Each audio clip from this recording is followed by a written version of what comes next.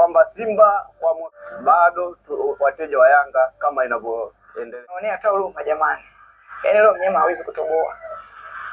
Kwa sababu wao usajili wenyewe hawana, maana ziko benki. Sisi hapa tunazidi kuwapiga kama hivi tushachomoa mwalimu.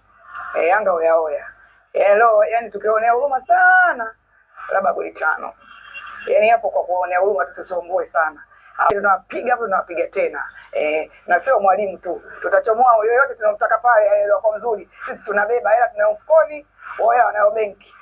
Yani leo nasema mimi nasema kwa sababu naijua Yanga yangu na kula hizo 3 pita sharulile baba akuachi. Yaani akuachi. Hadi leo hii hapa kwa usajili wangu nilofanya mimi hapa kama mwana Yanga kabisa. Leo nakula chuma hizi 3. Yaani bila 3 leo yani haiwezekani, yani lazima uawe 3. Wanauawa 3 tushinde yani. Kivyo vyote vile. Hamna namna, lazima uawe. Sisi tunafunga tu muda wote. Tunapotaka sisi.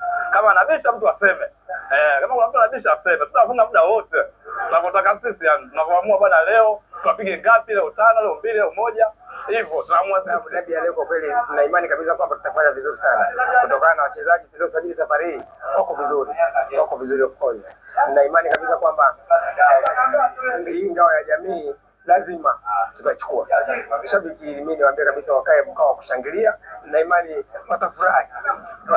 Matarajio yetu